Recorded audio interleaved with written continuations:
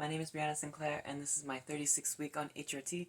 On my channel, I post mostly transgender content, and if you like my content, please like, comment, subscribe. If you have any questions, or if there's something particular that you would like for me to cover or answer, please put that down in the comments below. And with that being said, let's get right into the video. So as I stated before, it is my 36th week on HRT. Quick measurements update.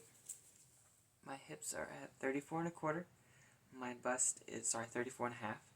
My bust is at 36, and my waist is at 24 and 3/4. So it looks like my bust measurement has been definitely confirmed to be an actual 36 inches around, and so I guess that still means that they're growing. My emotional status, I feel like I'm very stable for the most part.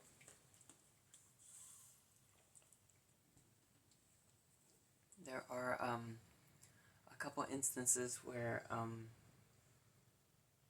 have lost control a little bit, and as always, I don't know why it's whenever I get sad, but whenever I get sad, it's really, really sad. I was called into my boss's office, and I had my immediate 3 superiors in the room, and they had informed me that I might be losing my job because I am transgender. They don't know for sure, but they said it's very likely that I will be let go just for being transgender. And that's not something I look too keenly on, because I liked what I did, and I enjoyed it for the most part. There were good times, there were bad times, and then I needed to come out as transgender and transition. So I started seeking help because it was getting really bad for me in a lot of ways. So I started that journey, and I was given the option to potentially stay if I didn't surgically transition. And I don't think that that's really a choice, because that does affect my safety. And because it affects my safety, I don't really feel like it is much of a choice at all. So they asked me what my priorities were, my job or my transition. I already have a backup plan for losing my job. I expected to lose it just for being on hormones. And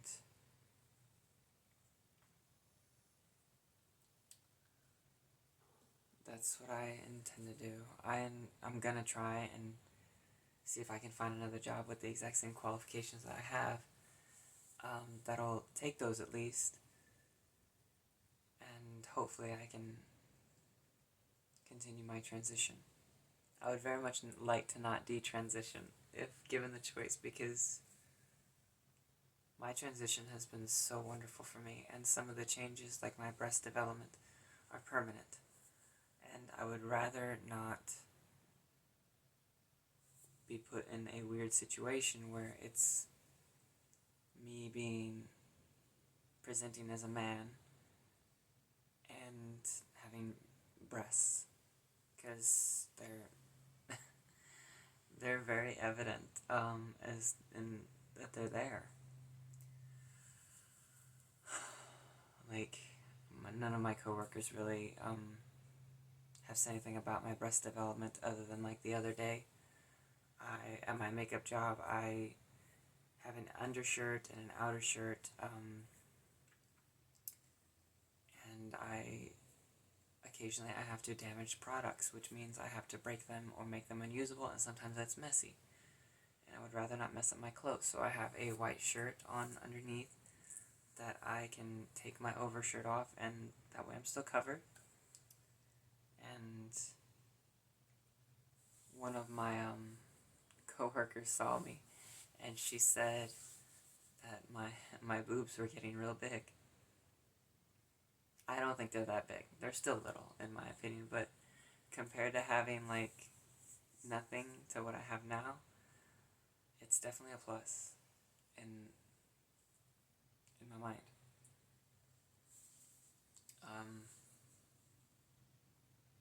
But while I was in my boss's office with my immediate 3 superiors,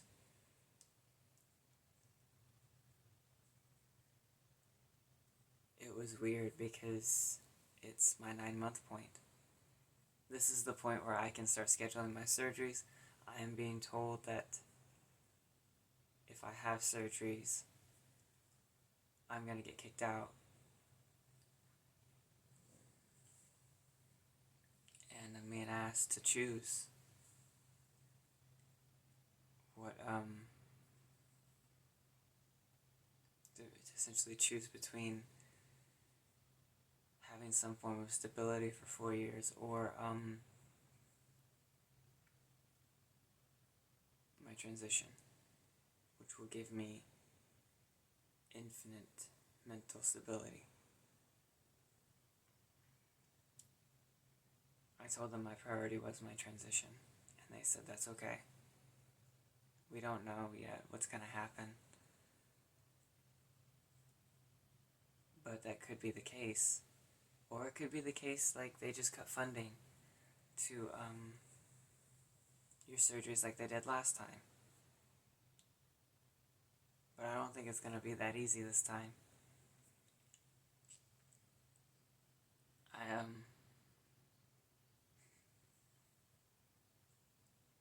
Being faced with that decision, discussing everything, I broke down in tears in front of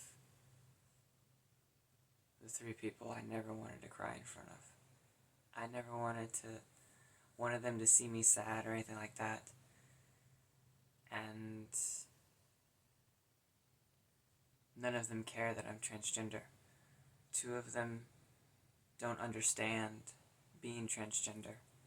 One of them understands just because our political views kind of like line up very similarly. But they're all there to support me. And I'm thankful for that. Yeah. It was a hard time, and they whenever I get nervous, I do this thing with my wrists where I rub them together, and I do apply pressure instinctively for whatever reason.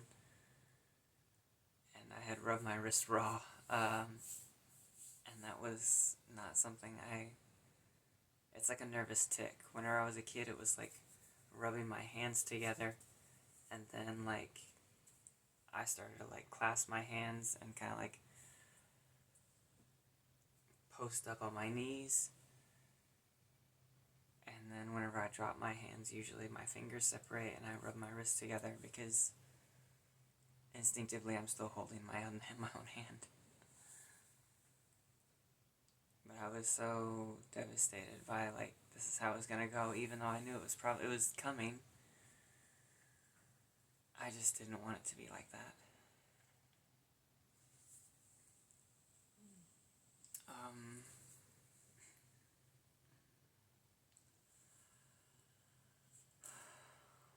My hair reduction and growth, honestly, it is definitely still reducing because I can go several weeks without shaving and like my body and be totally fine. It's a really weird like thing to see because I think the last time I shaved was like 2 weeks ago, and my arm hair is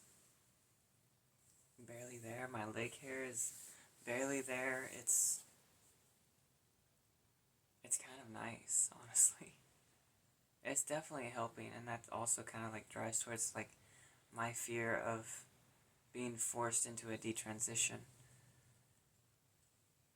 I'm not going to, if I have to detransition, I'm not going to be one of those people that's like going to be super salty about it. I'm going to retransition the next chance I get because it's what's right for me.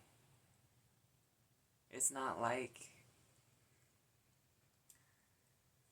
I was just like affirmed, or I had like some past problem with like that would cause me to be like this way. This is something I felt long before that. And the team of people in my corner are saying like the odds of it being anything else other than the fact that you're transgender is almost certain. There's no way that like I'm not transgender. And in hearing that, I said I definitely need to transition then, because I'm not gonna live this way for the rest of my life. My mental state and everything was not up to par, and so I decided I needed to get it fixed. And so that's what I did.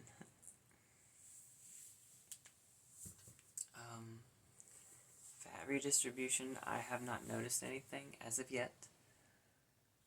Still. My body does deposit fat a lot easier, I have noticed that. But other than what's already transpired in like my face and stuff, and I guess what's been like pushed onto like my chest, nothing else has really changed.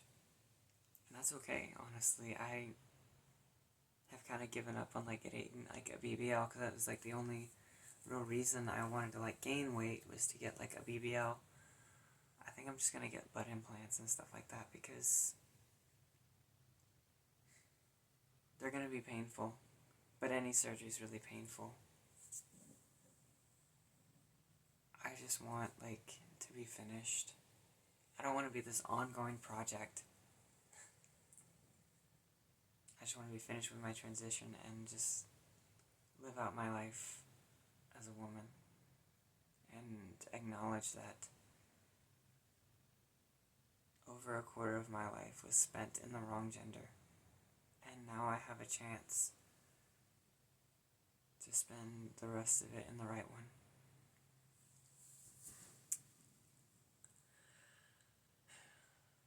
My sex drive, still the same. I can still perform, I can still do everything that I could originally, except get someone pregnant. I can't do that. Yeah, because I've probably been sterile for months, just for the sheer fact that that's kind of what the hormones do. My estrogen level is super high, my testosterone level is super low, so I naturally become more sterile.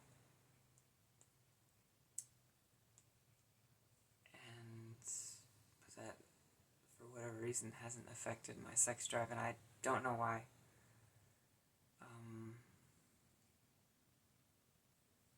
If anyone has any insight on this, like, it would be very helpful, because I don't understand it myself.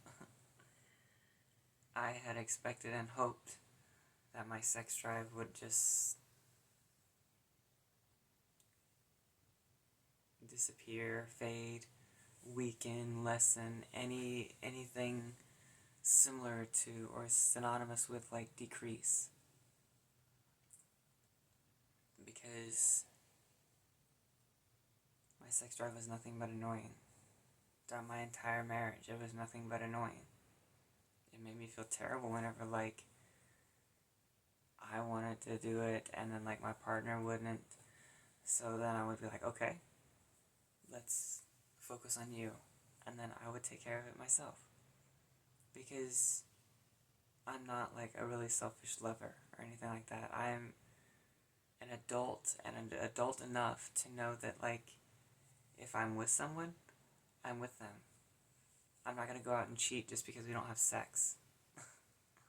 I'm not going to seek attention just because I'm not getting it from that person.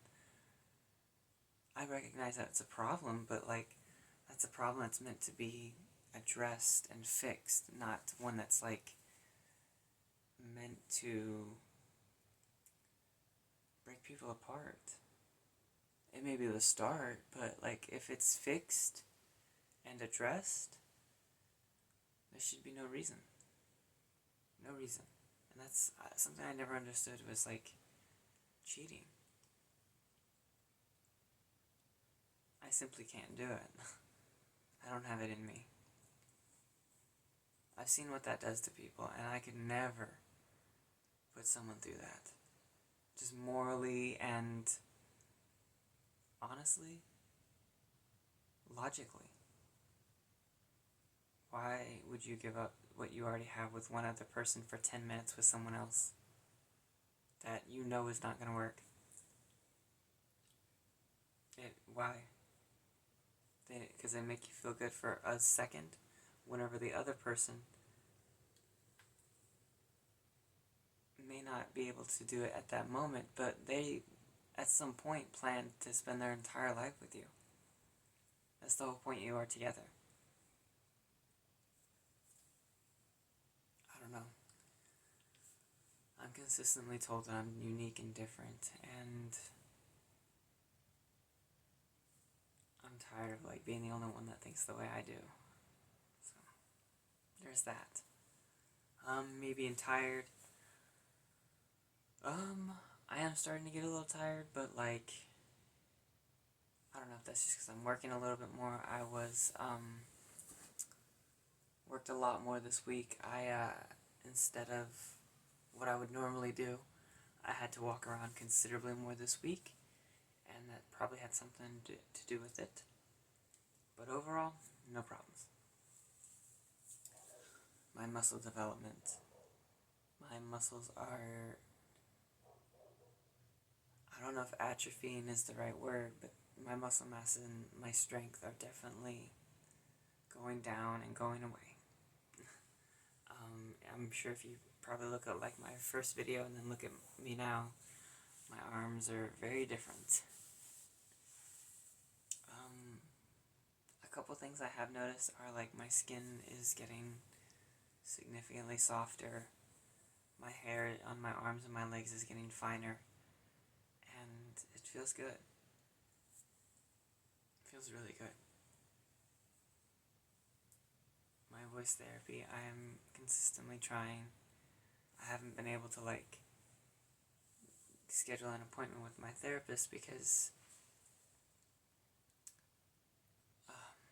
the ice storm kind of like screwed everything up, and she's been almost impossible to get a hold of, but it is what it is.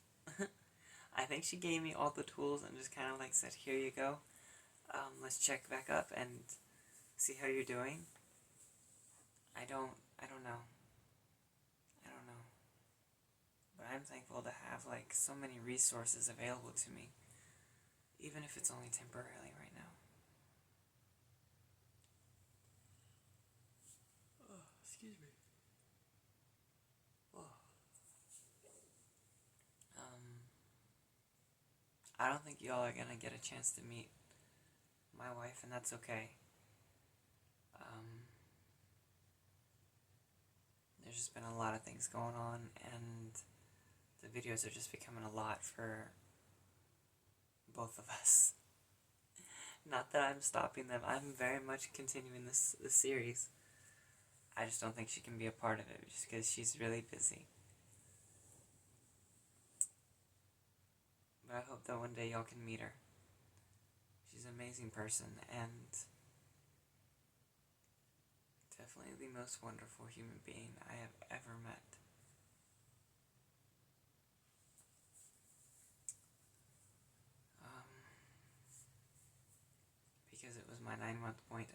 schedule my surgeries, I contacted my advocate and told him to start scheduling my FFS.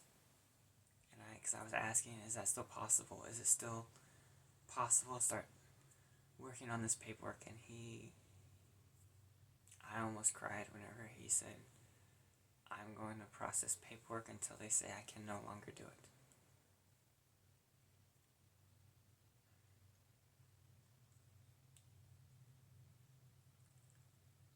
Because there's a lot of people that this is affecting. And many of them have had their hormones and stuff changed without, permission. Surgeries have been placed on hold indefinitely, and that honestly scares me. I don't want that to happen. I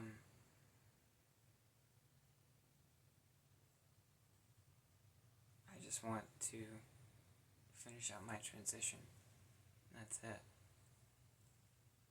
I don't know what was expected, but I don't think I was ever going to, shooting for access to, female spaces, to be honest with you. I just wanted to feel comfortable in my own skin.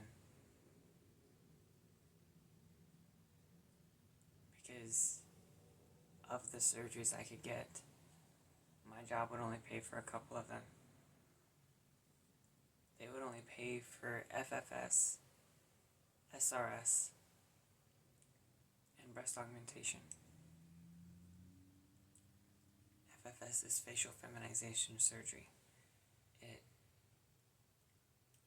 doesn't fully change your face. It just makes you a more feminine version of you in as far as your facial structure goes. Breast augmentation is obviously I'm going to get bigger breasts. And then SRS, GRS, or there's one other acronym I've heard it called, but those are the main two. Stands for sex reassignment surgery and gender reassignment surgery. Usually this is done by inverting the male genitalia and forming a vaginal canal and completely removing the testicles, along with a couple of other small bits of tissue, but it creates the entire female reproductive structure with the exception of the uterus, which is something that they can't really make. They are able to do a uterus transplant, and this does allow transgender women to get pregnant. So I feel like that's a huge step, because that was honestly accomplished almost a century ago. The only reason it wasn't continued was because the patient died because of the surgery, but not because it wasn't a success. It was due to the body rejecting the foreign organ.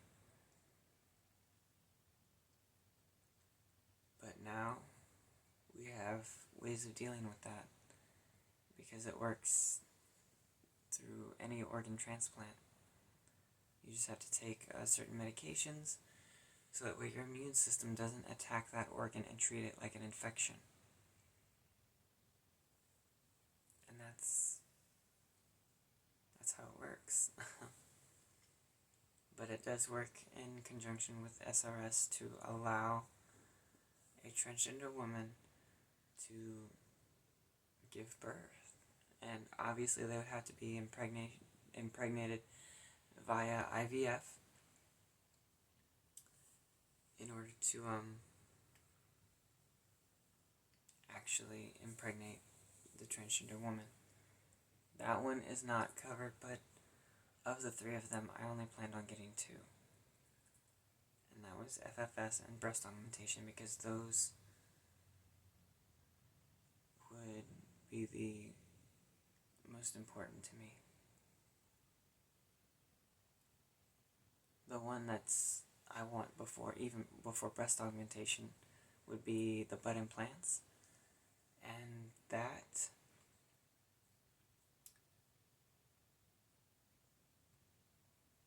even though they weren't going to cover, I was going to, excuse me, essentially write in a gap, so that way I could get them after my FFS, and then be like, hey, I'm recovered from my butt implant surgery enough. I would like to get my breast augmentation, and then come back with probably a small C or a large B. Right now I am sitting at a 32A, and honestly it feels really good to even have something.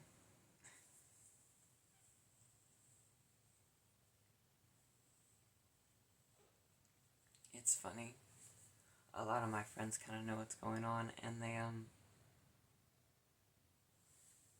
like female friends, and they were some of the friends that I was kind of like never fully outcasted, but it was just they were more wary of me because at the time I was a normal boy. I was not as masculine as the other ones, and I was much more logical, but I was treated very much the same. I was treated like, be careful, that's a boy, he only wants one thing, and that's simply not true.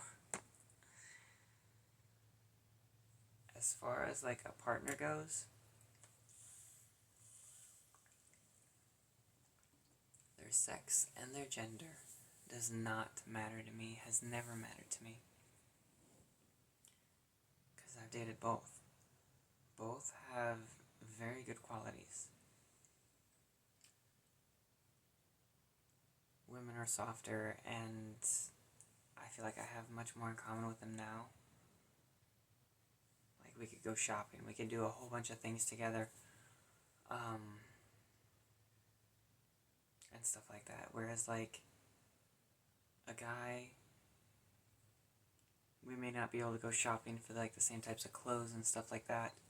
And they may be very different as far as, like, how, like, their emotions work, how they talk, and stuff like that are, but men, I will say, are simpler. And that's not a bad thing. They just don't need a lot, and I like that. I also don't need a lot. They just want it. Most of them just want someone that they can love. And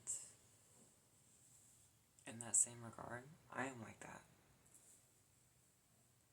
Except I truly don't care. I could go to bed with any type of person, I feel like. And as long as they loved me, it would be okay.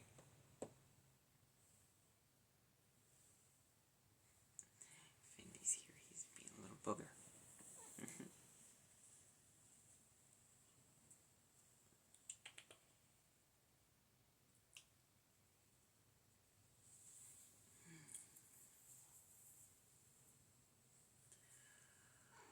But yeah, I was just a little shocked because those two surgeries won't change the ability, like, they're not gonna let, like, those two surgeries, FFS and breast augmentation, they're not gonna let me, like, grant me access to, like, the female spaces. SRS might, because I wouldn't be considered really, like, a threat at that point. Because the idea is that, like, the fear is that cis men will put on this facade of being, like, a transgender woman in order to gain access to female spaces, which is illegal, first off. Second off, I don't don't look at people that way. Like, if I was granted access to female spaces now, like even a locker room, I would do the exact same thing I did in like the male locker room. I would like look in a corner, change real quick, and then get out. The locker rooms aren't nice. They're not like a good place to be. Same with the restrooms. There's nothing attractive, to me at least, about like watching somebody do their business in the restroom. That's not attractive to me. What is attractive to me is like physical touch and like putting forth the effort to being with someone. That's attractive.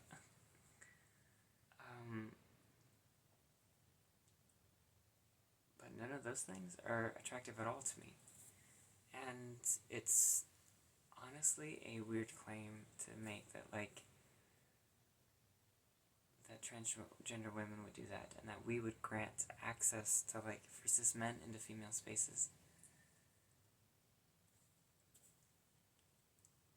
I don't like walk into the women's like locker room and be like, yo, I'm a transgender woman, I'm gonna change with y'all today. No.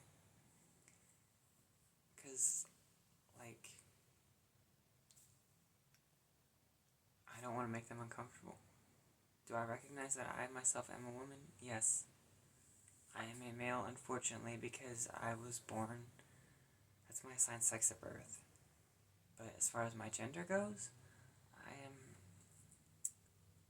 100% a woman. But I also don't like change with the men either. Usually I'll just change in my car.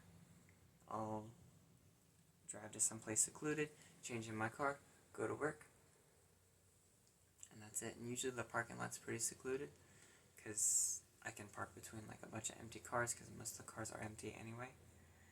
And it's not like they'd see anything. They can see like, oh, that person's wearing some kind of support, or like something that looks like a bra. And that's it. They don't see, like, usually I'll put my work pants on over like some shorts, and I'll throw my undershirt on, and I'll throw my top on, and that's it.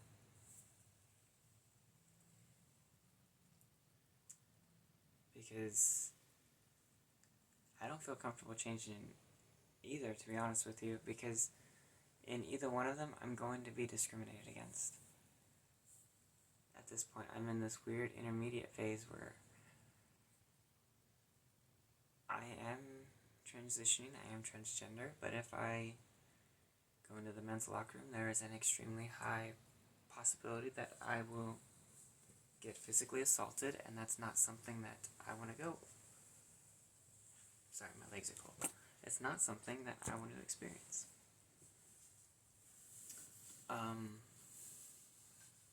And in the female spaces, it's mostly so I can set an example as to like show people that like we're not predators.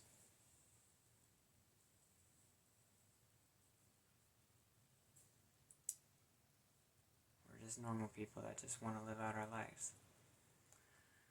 Me being one of them. I don't care to see like other women naked. I honestly don't. If I want to do that, I would go to like an adult website. I don't. Because honestly, just seeing someone naked doesn't do anything for me. It doesn't. It probably used to, but couldn't care less now. Because it's that whole emotional connection thing. If I see a stranger naked, I'm like, that's weird. Do you want a jacket to cover up with? But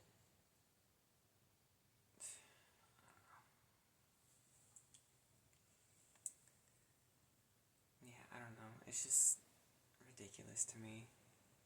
I know there's a lot going on, but To my brothers and sisters watching this video, it's going to get better. We're at a low point right now, but I feel like the low points are where we have the potential to gain most of our rights back anyway, because we can challenge them and solidify them. So it sucks. It sucks that we have to go through this. It sucks that we're this... Oh man, it sucks that we're this very controversial, like, aspect of humanity.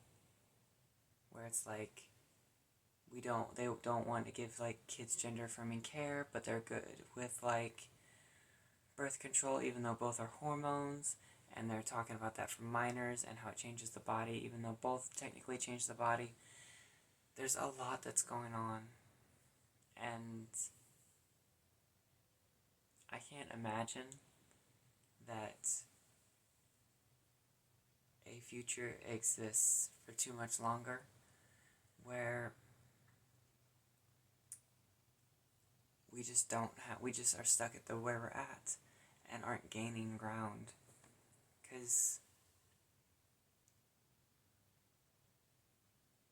we're just normal people, and I feel like everyone is starting to see that. Most people don't care if we transition. Minors are a little different. Some people have, like, this misconception about minors, but that's because they're told a whole bunch of, like, lies and stuff like that that don't make sense. And if you look into it, even just a little bit, everything falls apart. And it doesn't take much to see that, like, oh, this is actually helping people. It's not an easy process. Like, the regret rate for transgender surgeries and affirming care is almost record-breakingly low. Ideally, there'd be no regrets. In a perfect world, there'd be no detransitioners, and I don't blame them. Many of them had problems that were not caught, or that, like, were never addressed by their therapist. Even more of them were just affirmed. I fought to be affirmed. I was honest and truthful. I didn't walk in there and be like, hey, I'm transgender, because I know through several lies that I just made up that would guarantee it. I told the truth every step of the way, which made getting my diagnosis that much better, because it meant, yes, it's real. It's real. My dysphoria is real. And I hate every bit of it. Because I don't know what it feels like to be normal. I don't know what it feels like to live in a body that you can really call your own. It's like being in a very uncomfortable, like, mask that goes everywhere. Everywhere you look, it's just this discomfort that drains all of the happiness out. And that's kind of what it is for me. I would look in the mirror and be like, oh no. Like, anything like that. And people's remarks never helped. My mom is still struggling with the fact that I'm transgender. She likes to show people my boy pictures and ask what they think of me. A lot of them say that I look handsome. And I ask, like, what do they say whenever you say that that's your daughter?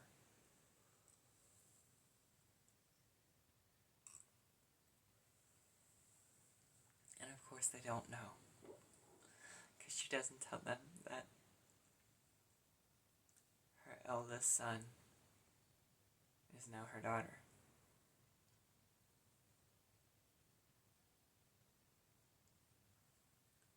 I did make a compromise with her. My wife and I's restaurant is opening up soon, and I invited her to come to the grand opening. I told her she could invite my youngest siblings, and that I would respect her boundaries as far as my gender transition goes, that I would not get fully dressed up as a woman while they were around. But whenever we were out, especially at the restaurant, I would change there, and I would change also there before coming home. So that way they wouldn't see that I changed. I imagine they'll know, because they'll probably be like, you have like a very large chest, or something like that. But I don't know. My chest isn't that large. It's growing, but it's not that large. They still hurt, but it's definitely not as like large as I want it to be.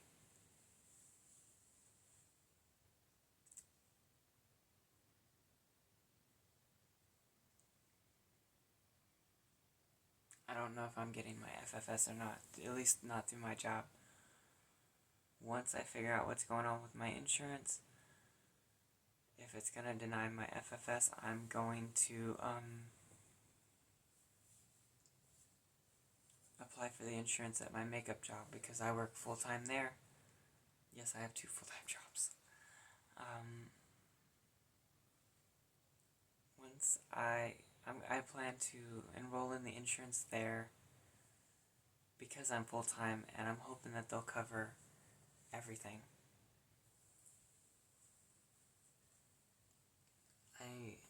I'm going to talk to someone Monday, and ask and see what's going on. Because transitioning's expensive, and I would like any help I could get. And I encourage my brothers and sisters to do the same thing. Trans men have their transitions a little easier, I think, throughout the entire, well, not easier. It's less expensive for everything, with the exception of their version of SRS. That's more expensive because that is a several-day series of operations that are incredibly dangerous, but are usually very successful.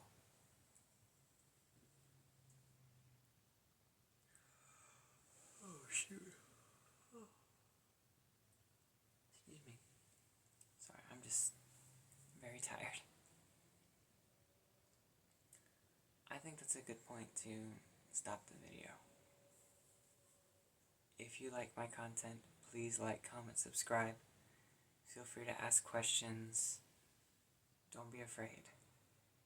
I most certainly am not, and I'm going to answer your questions the best I can and give you the most honest opinion I can. But with that being said, this is Brianna Sinclair, signing off.